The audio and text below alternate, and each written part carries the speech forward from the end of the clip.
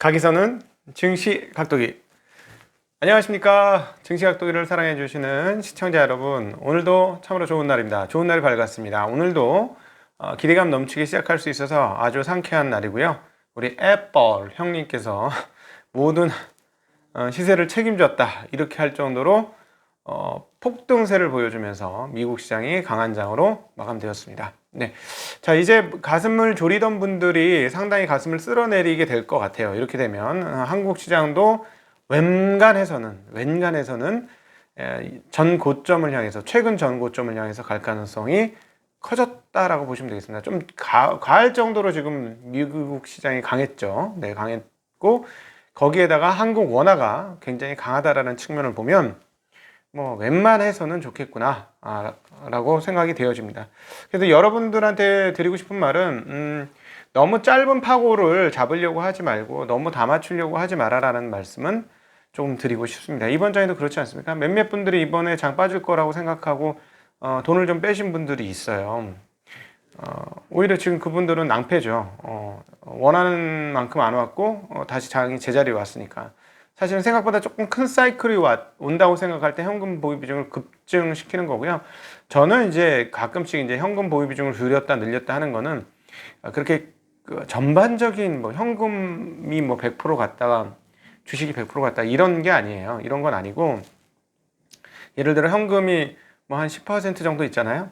근데 조금 불안해. 그러면 현금 한 20-30%까지 늘릴 수 있는 것이고, 그 다음에 갑자기 떨어졌어. 이 정도까지는 아닌 건데, 근데 30-40% 현금이 있어. 그러면 1-20%로 현금을 줄일 수 있는 거죠. 그런 식으로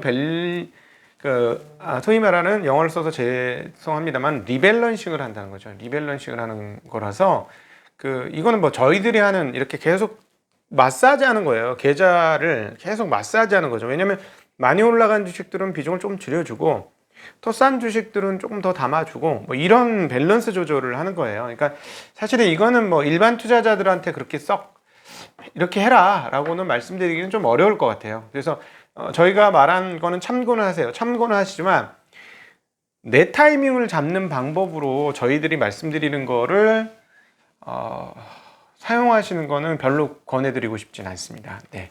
그래서 그렇고, 그 다음에 이제 매일 마음이 흔들리는 거일 때일수록 기본에 충실하시면 됩니다. 기본을 열심히 하고 기본을 잘 닦아나가시면 되고, 계속해서 말씀드리는 것은 좀 길게 봐라. 그리고 목표 수익률을 조금 낮춰라.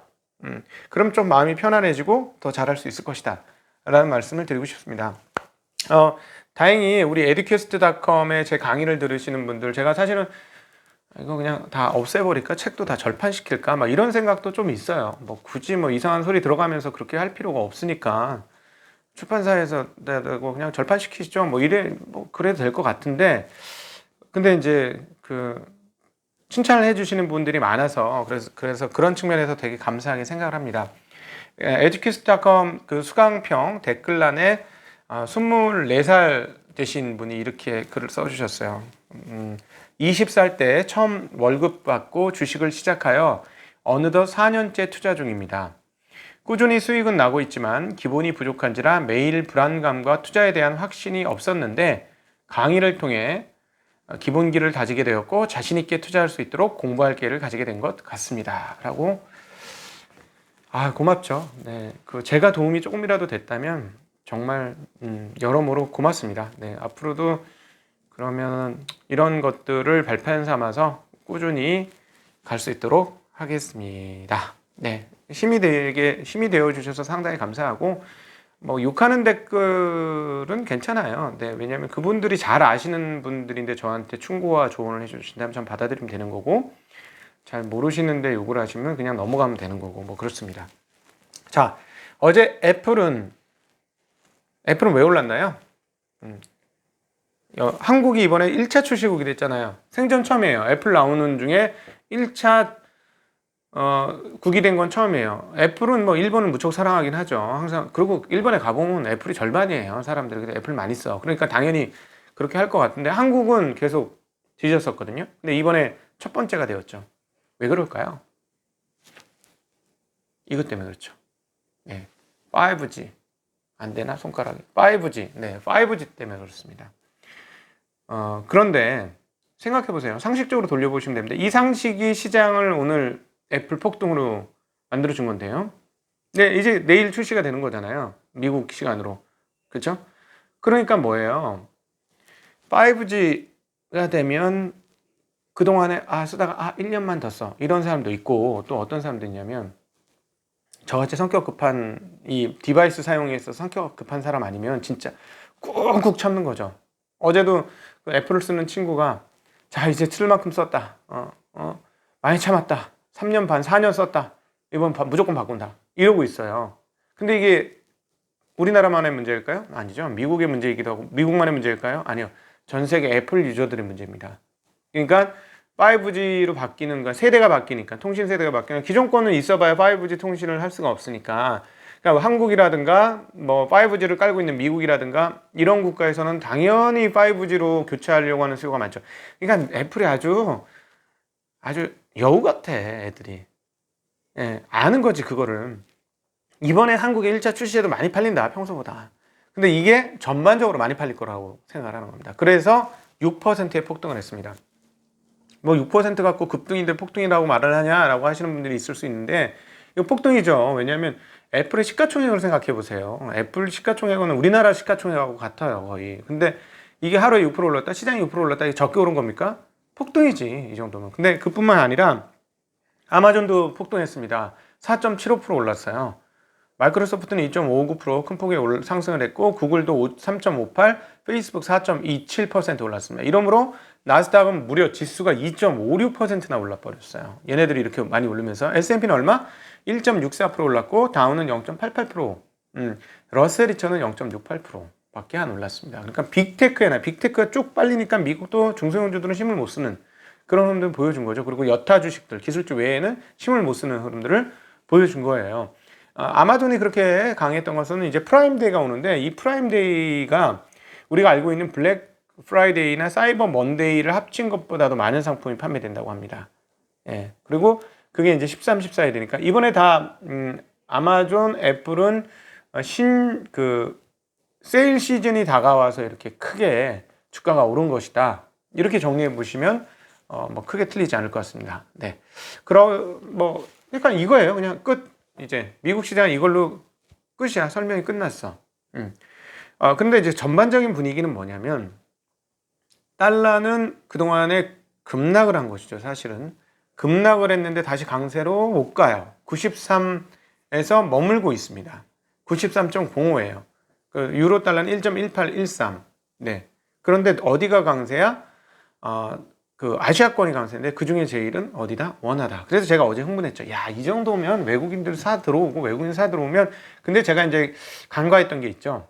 두 가지. 하나는 어제 말씀을 드렸던 건데 그 부분 역시 크게 작용했고 또 다른 한 부분은 개인들의 매도가 있으니까 개인들이 큰 손이야. 개인들이 제일 큰 손이니까 외국인 하찮아 뭐 그까이 거 뭐 이렇게 되는 거죠. 외국인들 사 줘봐야 시장에 영향 못 미쳐. 개인 주포이기 때문에 주포들이 팔면 시장이 별로 못 오르고 주포가 사면 시장이 오르는 거죠. 이런 분위기인 거예요.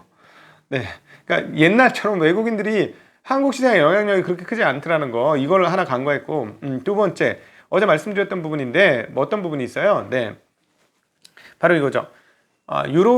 위안화가 그 선물한 매도 업무에 적용하는 위험 준비금을 20%에서 0%로 내렸다. 네. 그러니까 이건 뭐 쉽게 얘기하면 위안화를 쌓아놓고 있어야 될 것을 안 쌓아놔도 된다. 이 개념인 것 같아요. 여기서는. 그러니까 위안화를 거꾸로다. 네, 위안화가 맞습니다. 그러니까 위안화가 약세로 간 거죠. 강세. 위안화가 필요가 없으니까 위안화가 약세로 가는. 준비금을 안 갖고 있어도 되는 거니까. 네, 죄송해요.